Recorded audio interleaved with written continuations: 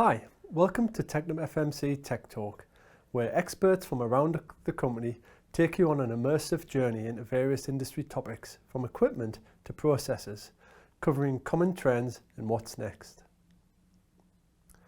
I'm Alan Dobson, and today we're going to give you a brief overview of the evolution of umbilical technologies, from the first forays into subsea in the early 1970s to modern day, and the impact of electrification of the subsea environment and energy transition.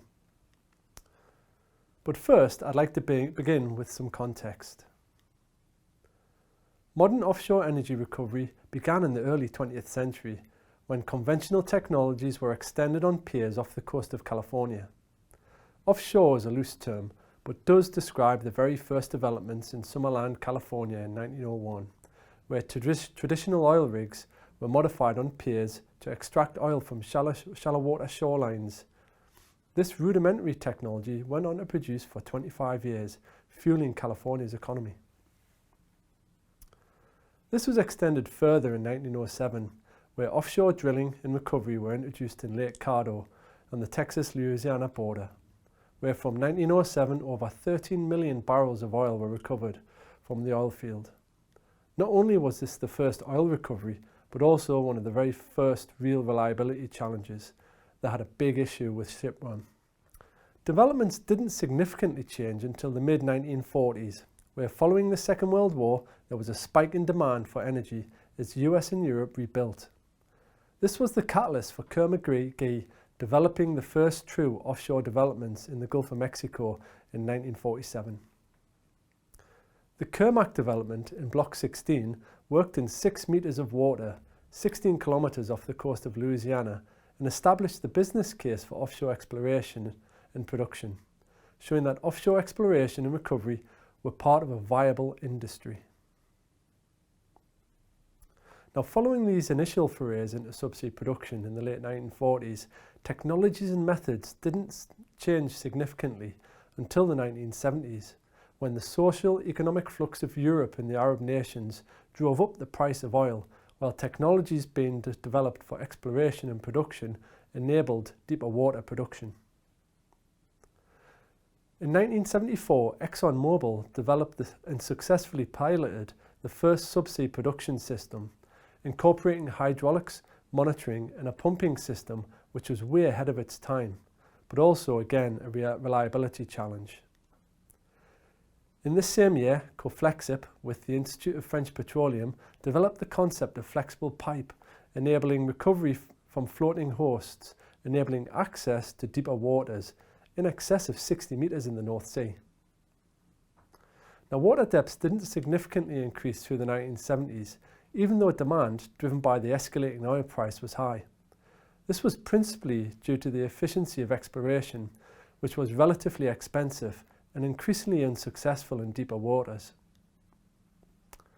That is until 1983 and the successful implementation of 3D sonar, which increased exploration success rates to over 50%, significantly improving the certainty of exploration. From this point forward, water depths increased at a rapid rate as the US strove for energy independence and the Gulf of Mexico was developed. Which brings us to our current operating envelope.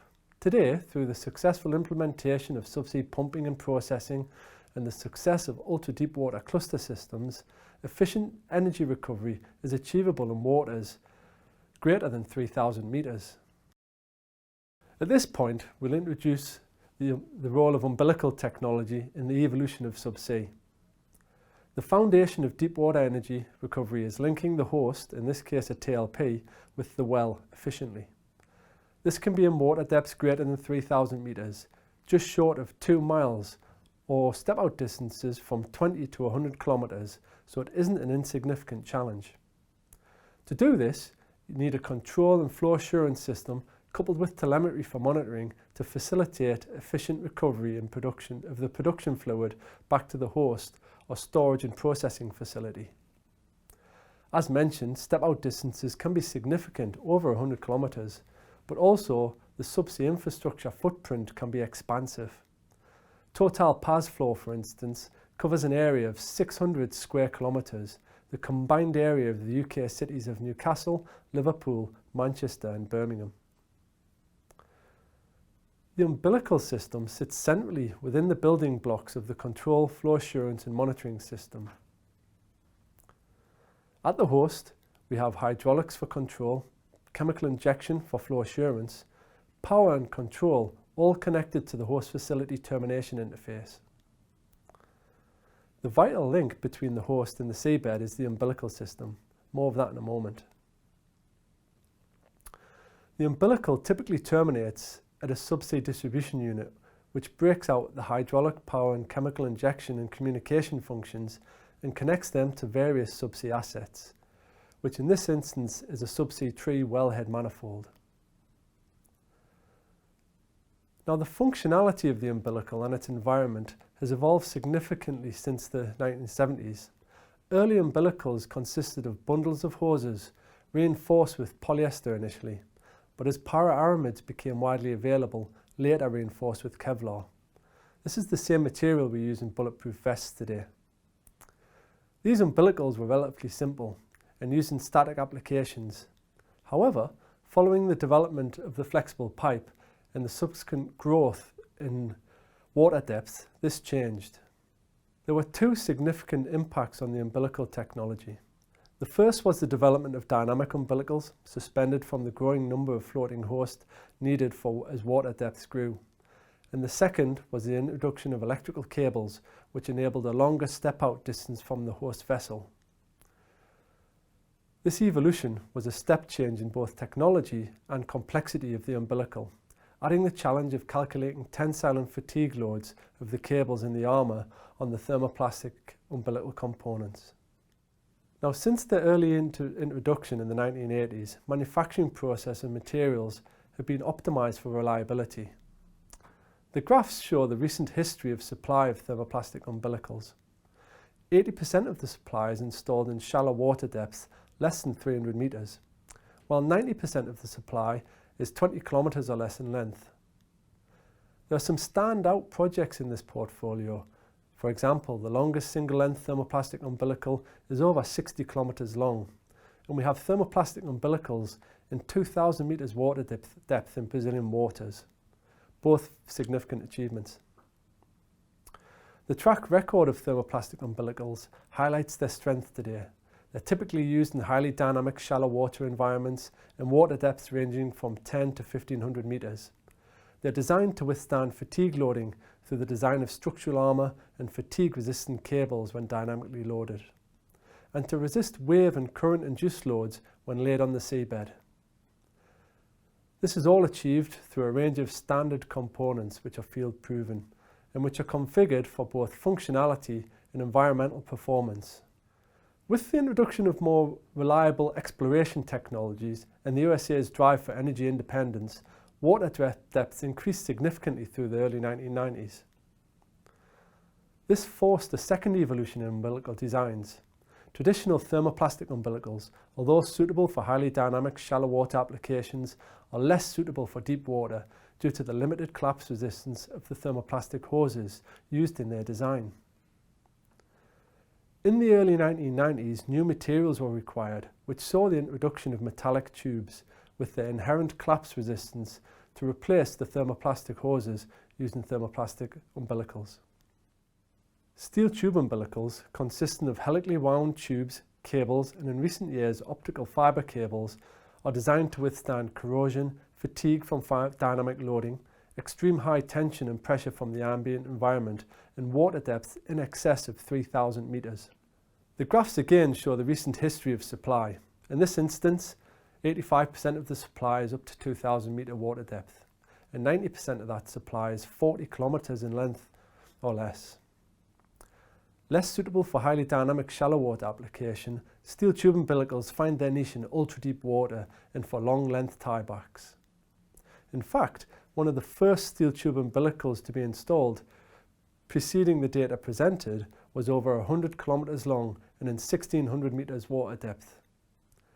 That's a length that would stretch from Newcastle in the UK to Edinburgh in Scotland, or from Houston International Airport to the city of Galveston in the USA.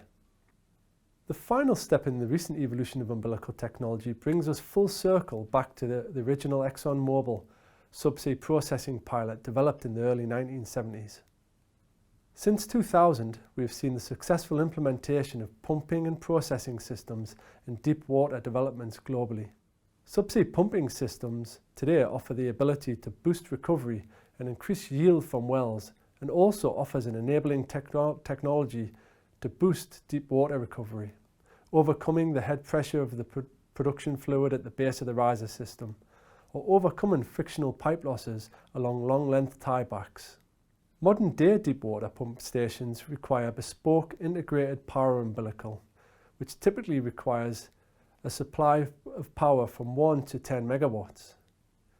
The inclusion of medium voltage cables into the umbilical design to provide this power adds several design challenges. Now, reusing material and structural analysis knowledge gained from highly dynamic thermoplastic electrohydraulic umbilicals and ultra-deep water steel tube umbilicals, both power cables and integrated power and control umbilicals have been designed and installed in a range of applications, water depths and dynamic environments globally since the early 1990s.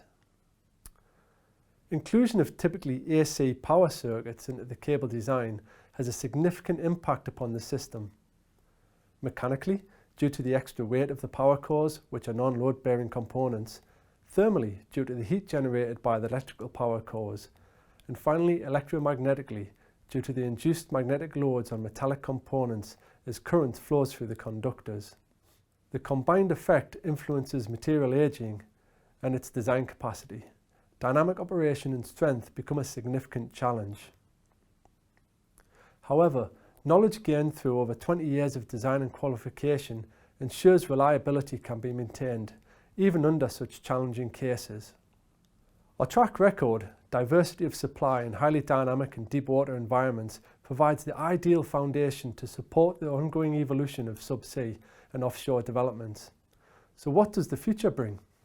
The trend towards electrification of subsea is set to continue, and as it does, so local power generation and consumption will increase.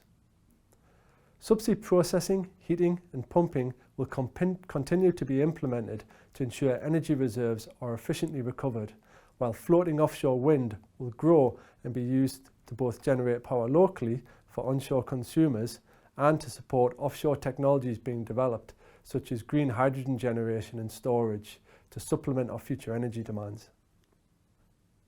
Our knowledge gained through over 40 years of supplying cable technologies for a range of applications and in a broad spectrum of environments provides us with the ideal toolbox of configurable technologies to optimize the supply of power, communication and flow assurance for all future subsea developments.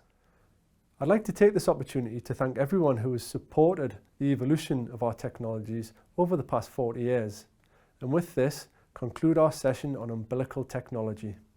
I hope you found it informative. Thank you for watching this Tech Talk session. Be sure to sign up for future release communications.